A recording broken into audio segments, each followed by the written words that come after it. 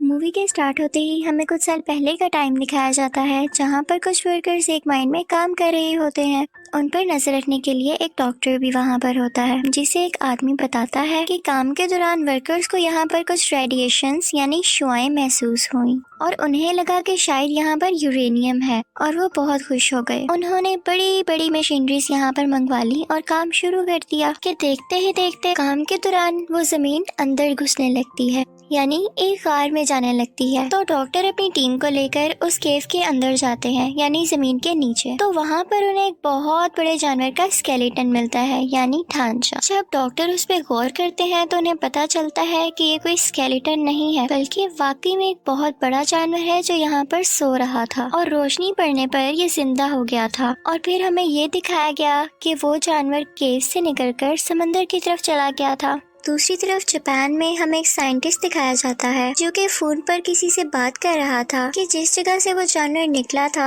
वहाँ से अर्थक्वेक होता यहाँ तक आ रहा है। उसका उस जगह पर एक प्लांट होता है। वो कहता है कि अगर ऐसे ही चलता रहा तो मुझे तो अपना प्लांट खत्म करना पड़ेगा। तभी उसकी वाइफ आती है और वो अपनी वाइफ और अपने बेटे फोर्ड को लेकर वहाँ से चला जाता है। वो अपनी वाइफ से कहता है कि जो अर्थक्वेक के झटके आ रहे हैं ये मुझे कोई अच्छी बात नहीं लग रही, तो तब तक तुम मेरे प्लांट के पास मेरे कुछ टीम के साथ रहोगी। फिर हमें वही साइंटिस्ट एक लैब में दिखाया जाता है जो कि पता लगा रहा था कि असल में ये अर्थक्वेक के झटके आ कहाँ से रहे हैं, लेकिन उनमें से किसी को कुछ भी पता नहीं चल रहा था। तो वो कहता है कि सब मशीनरीज ऑफ कर दी जाएं, क्योंकि हम नहीं जानते कि ये झटके किस चीज के हैं और कहीं ये हमें नुकसान न पहुंचा दें।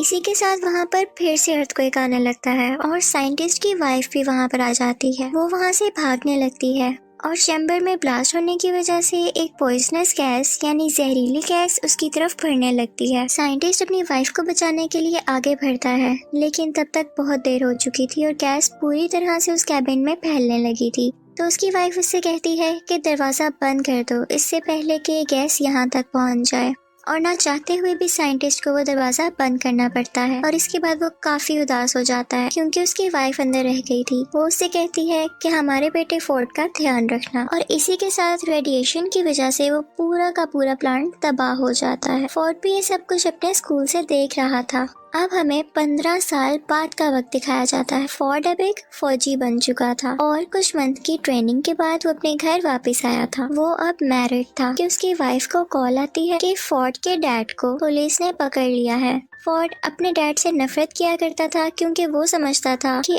उसकी मदर की डेथ उनकी वजह से हुई, लेकिन अपनी वाइफ के कहने पर वो उन्हें मिलने चला जाता है और जाकर अपने फादर को पुलिस से छुड़वा लेता है। फिर वो दोनों घर आते हैं तो उसका फादर उससे कहता है कि बेटा वो एक एक्सीडेंट नहीं था, बल्कि उसके पीछे कुछ रेडिएशंस थी और सेम चीज हम अभी भी फील कर रहे हैं फिर से। और वो अभी भी इसलिए अरेस्ट हुआ था क्योंकि वो उस जगह पर गया था जहाँ पर पुलिस ने जाने से मना किया था। वो बताता है कि मेरे दोस्त ने भी वॉइस फ्रीक्वेंसी नोट की है, यानी वहाँ पर से अजीबोगरीब आवाजें आती हैं, तो मुझे वहाँ पर जाकर देखना होगा और ये साबित करना होगा कि उस रोज प्लांट पर जो ब्लास्ट हुआ वो कोई एक्सीडेंट नहीं था। तो फिर फोर्ड भी अपने फादर के साथ वहाँ पर जाता है। अब वो लोग नोट करते हैं कि वहाँ पर कोई जहरीली गैस या रेडिएशन नहीं थी। वहाँ पर पुलिस फिर से आ जाती है और उन दोनों को पकड़कर अपने साथ ले जाती है, और वहाँ पर वही डॉक्टर जो मूवी के स्टार्टिंग सीन में दिखाया गया था वो भी होता है। वो सब साइंटिस्ट से पूछते हैं कि आखिर तुम बार बार उस जगह पर क्यों जाते हो,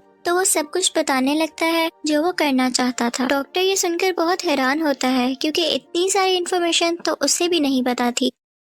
वो वहाँ पर एक बहुत बड़ी पत्थर जैसी चीज पर कुछ एक्सपेरिमेंट्स कर रहे हैं। अचानक वो पत्थर हिलने लगता है तो वो लोग उस पर बिजली फेंकते हैं, यानी इलेक्ट्रिकल शॉक देते हैं। वो पत्थर टूट जाता है और उसके अंदर से एक बहुत बड़ा क्रिएचर बाहर आता है। वो बहुत ही ज्यादा बड़ा था और लोगों पर बिजली जैसी कोई चीज फेंक रहा था। और फिर हमें दिखाया जाता है कि वो जानवर खुद को कैद से आजाद करवाकर प्लांट से बाहर आ जाता है और वहाँ से उड़ जाता है। अगले दिन कैप्टन आते हैं और डॉक्टर को अपने साथ जाने का कहते हैं। डॉक्टर अपने साथ साइंटिस्ट और फोर्ड को भी ले लेता है, लेकिन इस वाकये में साइंटिस्ट काफी जख्मी हो चुका था। वहाँ पर जाकर उनका हेड उन्हें बताता है कि ये क्रिएचर कोई आम क्रिएचर नहीं। जब जमीन की रेडिएशंस कम होती गयी तो ये समंदर की गहराइयों में चला गया ताकि ये वहाँ से अपनी एनर्जी ले सके।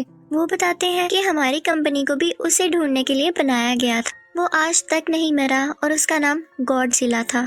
और ये वही जानवर था जिसे लोग अर्थक्वेक समझ रहे थे, और वो चलता चलता यहाँ जापान के एक प्लांट में आ गया, क्योंकि उसे कोई ऐसी जगह चाहिए थी जहाँ से वो बहुत सारी एनर्जी एक साथ ले पाता। इसी के साथ हमें दिखाते हैं कि साइंटिस्ट की वहाँ पर डेथ हो जाती है और वो सब लोग काफी परेशान हो जाते हैं कि आज तो ये मरे हैं, कल को कोई और भी मर सकता है। अचानक वहाँ पर हेड को कॉल आती है कि एक समंदर से अजीबोगरीब रेडिएशंस आ रही हैं और उन्हें पता चलता है कि वो क्रिएचर वहीं पर मौजूद है और वो वहाँ पर न्यूक्लियर बॉम्ब खा रहा था क्योंकि उसे एनर्जी चाहिए थी। लेकिन इसके साथ साथ उन्हें वहाँ पर किसी और चीज के भी सिग्नल्स मिल रहे थे। वहाँ पर कुछ लोग भेजे गए थे जो देखते हैं कि समंदर से एक बहुत बड़ा जानवर बाहर आ रहा है। वो दरअसल वही खतरनाक क्रिएचर था जो कि अब शहर में आ चुका और सब लोग उससे बहुत ज्यादा डर रहे थे। और उसी के साथ हमें गॉडजिला दिखाया जाता है जो कि गुस्से से चिल्ला रहा था। अगले दिन टीवी पर न्यूज आती है कि वो क्रिएचर गॉडजिला से बचकर भाग गया। अब वो खतरनाक क्रिएचर समंदर में जाकर और भी जानवरों को अपने साथ मिला रहा। डॉक्टर की टीम मेंबर कहती है कि बहुत टाइम पहले हमें 2 अंडे मिले थे। एक अंडे में से एक जानवर निकलकर जापान के उसी प्लांट पर चला गया था और हम नहीं जानते कि दूसरे अंडे का क्या हुआ। उसे एक जगह पर सेफली रखवा दिया गया था। जब कुछ लोगों को वहाँ पर देखने के लिए भेजा जाता है तो वो लोग देखते हैं कि अंडे में से वो जानवर निकलकर कहीं जा चुका है। पता चलता है कि ये दूसरा अंडा उसी खतरनाक क्रिएचर का था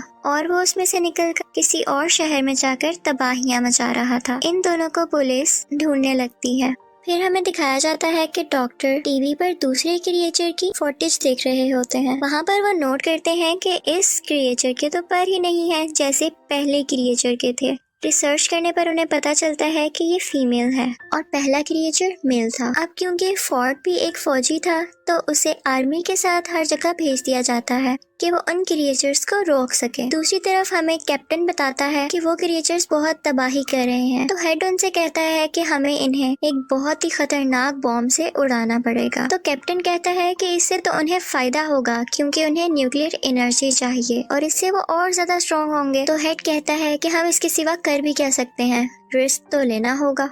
वो दोनों क्रिएचर्स अपनी एनर्जी रिस्टोर करने के लिए यानी रेडिएशंस को खुद में फिल करने के लिए एक समुंदर में जा रहे थे क्योंकि समुंदर की गहराई से उन्हें बहुत सारी रेडिएशंस मिली और गॉडजिला दूसरी तरफ उन्हें मारने के लिए आ रहा था। तो ये सब लोग भी उसी समुंदर की तरफ बढ़ते हैं और वो न्यूक्लियर बॉम्ब भी अपने साथ रख लेते हैं। तो फोर्ड भी इन पर नजर रखे हुए था। वो बॉम्ब उन्होंने एक बोट पर रखा हुआ था। मेल क्रिएचर आकर उस बोट पर अटैक कर देता है और वो न्यूक्लियर बॉम्ब उठाकर वहाँ से चला जाता है।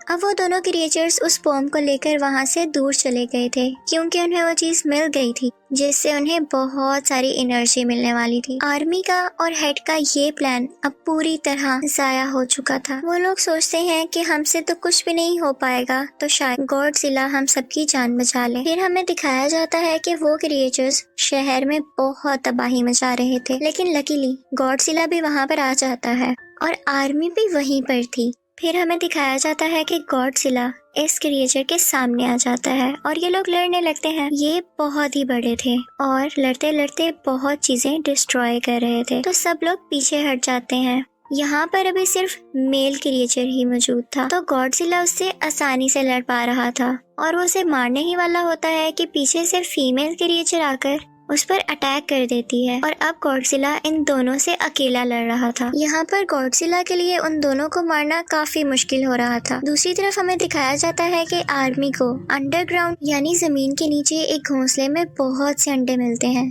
जो कि फीमेल क्रिएचर ने दिए थे और गॉडजिला के लिए उनको हराना काफी मुश्किल हो जाता। आर्मी वहाँ पर एक बॉम्ब पर टाइमर लगाकर बाहर आ जाती है और जल्द ही वो बॉम्ब ब्लास्ट हो जाता है और सब के सब अंडे उसमें हट जाते हैं। जब मेल और फीमेल दोनों क्रिएचर ये देखते हैं तो उन्हें अपने अंडों की फिक्र होने लगती है और वो दोनों गॉडजिला को छोड़कर उस तरफ भागते हैं। अब उस धमाके से गॉडजिला को ये फायदा हुआ कि उस धमाके की रेडिएशंस गॉडजिला में एनर्जी की तरह जाने लगी और उसने वही एनर्जी यूज कर अपने मुंह से उन दोनों क्रिएचर्स पर फेंकी और अब गॉडजिला काफी स्ट्रॉन्ग हो चुका था और वो दोनों क्रिएचर्स से पूरी ताकत से लड़ रहा था। और यहाँ पर गॉडजिला मेल क्रिएचर को मार देता है। तो ये देखते हुए फीमेल क्रिएचर को काफी गुस्सा आता है और उसे इस बात का भी गुस्सा था कि आर्मी ने उसके अंडों को मार दिया। तो वो फोर्ट की तरफ बढ़ती है, लेकिन गॉडजिला उसे पीछे से आकर पकड़ता है और उसका मुंह खोलकर अपने मुंह से सारी की सारी रेडिएशंस उसके अंदर डाल देता है, जिसकी वजह से उसे बहुत पेन होने लगती है और वो मर जाती है। फोर्ट भी यहाँ पर काफी जख्मी हो चुका था, लेकिन आर्मी उसे ठीक करने के लिए वहाँ से ले जाती। अगले दिन हमें गॉडजिला दिखाया जाता है। लोग समझ रहे थे कि वो मर चुका है, लेकिन वो थक चुका था और अपनी आंखें बंद कर लेटा हुआ था कि अचानक वो उठता है और वापस समुद्र में जाने के लिए चलने लगता है। वो इनफैक्ट यहाँ पर किसी को कोई नुकसान नहीं पहुँचाने आया था। उसकी दुश्मनी तो बस उन खतरनाक क्रिएचर्स से थी, और अब जैसा कि उसने उनको मार दिया तो वो वापस समुद्र में चला जाता है। और अब दिखाया जाता है कि फोर्ड भी अपनी बीवी और बेटे के पास चला गया था और सब कुछ यहाँ पर ठीक हो जाता है। इसी के साथ मूवी भी एंड होती है। Thank you for watching.